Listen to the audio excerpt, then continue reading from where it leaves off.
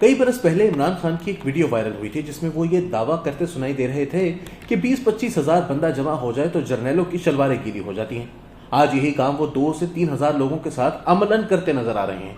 आज पाकिस्तान की फौज और अदलिया समेत हर इदारा इमरान खान की अना के आगे सर बसजूद है और माजी में रियासत का जाहो जलाल रखने वाले जर्नैलों के हाथों के तोते उड़ चुके हैं। दूसरी तरफ 40-40 साल हुकूमत में रहने वाले, खुद को अवामी उमंगों का मजहर समझने वाले सियासतदान भी अब मुकम्मल तौर पर दिल बर्दाश्ता होकर आज इमरान खान के बयानिए के आगे मुकम्मल तौर पर हथियार डाल चुके हैं। मजे की बात यह है कि इमरान खान की ताकत के दोनों सुतून यानी रियासत का लाडलापन और अवामी हिमायत इनको जर्नैलों और अवामी लीडरान के खुद अपने हाथों से अता किए गए हैं। एक सोचे समझे मंसूबे के तहत फौज ने इमरान खान को रियासत और शहरी मिडिल क्लास की हिमायत थाली पर सजा कर दी और 2022 के बाद नवाज शरीफ ने महंगाई बम गिराकर अवाम को इमरान की तरफ धकेल दिया।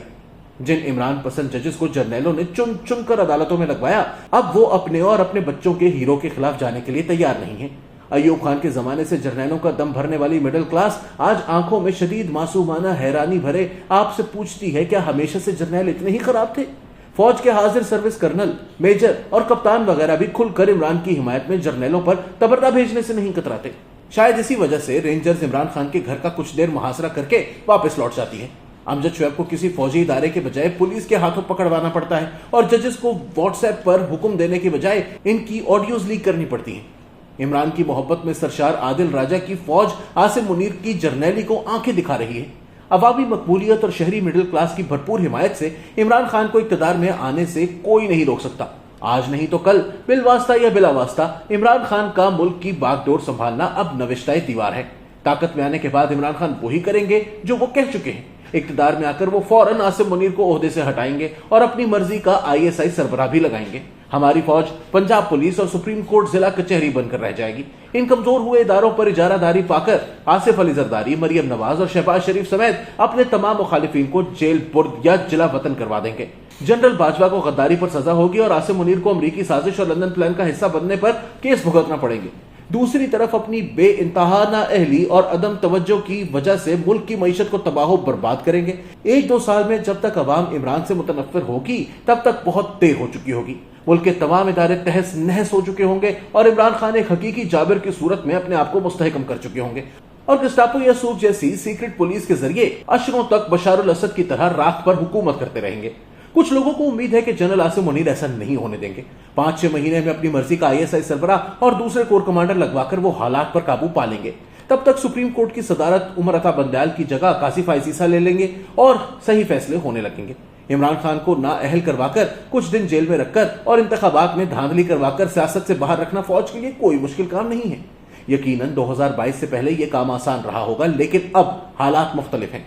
इमरान खान को सियासत से बाहर करने के लिए फौज को वैसी ही खुल्लम खुल्ला इंजीनियरिंग करनी पड़ेगी जैसी कि 2016 के बाद से नवाज शरीफ को हटाने के लिए करनी पड़ी थी।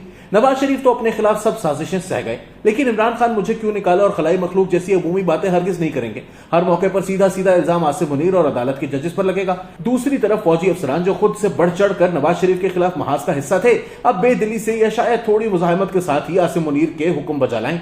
नतीजतन इन साजिशों में वैसे अफादियत नहीं होगी जैसी कि नवाज शरीफ के खिलाफ हुआ करती थी। दूसरी तरफ फौजी जर्नैलों की ताकत का सरचश्मा यानी शहरी मिडिल क्लास अब फौज के खिलाफ होगी और सोशल मीडिया पर आसिम मुनीर, इनके हवारियों और इनके खानदानों पर थोक के हिसाब से गालियां बरसाया करेगी। अगर आसिम मुनीर इस सब के बावजूद कामयाब हो भी जाएं तो इनकी मुश्किलात कम होने के बजाय मजीद बढ़ेंगी। आसिम मुनीर खुद इक्तदार संभाले या हुकूमत शहबाज शरीफ या शाह महमूद कुरैशी के जरिए चलाएं, दोनों सूरतों में वो फैसले नहीं कर पाएंगे जिनकी मुल्क को अशद जरूरत है। मसलन अवाम के एतमाद से आरी हुकूमत क्या PIA और स्टील मिल्स की निष्कारी कर पाएगी? क्या ऐसी हुकूमत दिफाई अखराजात में कमी कर पाएगी? अगर नहीं तो ऐसी हुकूमत को बार बार IMF के पास जाना पड़ेगा और बार बार महंगाई का बोझ अवाम पर पेट्रोल की कीमतों और टैक्सेस की शक्ल में डालना पड़ेगा।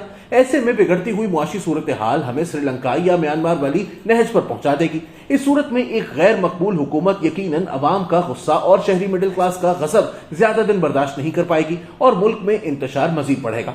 मुख्तसरन ये कि आज हमारा मुआशरा इन इंतशार के अंधेरों के बहाने पर खड़ा है और भले की कोई सूरत नजर नहीं आती। जनरल बाजवा और साकिब निसार जैसे मस्खरों ने पाकिस्तान को एक ऐसे भंवर में धकेल दिया है कि अब इससे निकलना मुमकिन नजर नहीं आता। अब सवाल बस इतना है कि हमें आगे कदम बढ़ाकर आसिम मुनीर के कुएं में गिरना है या कदम पीछे लेकर इमरान खान की खाई में।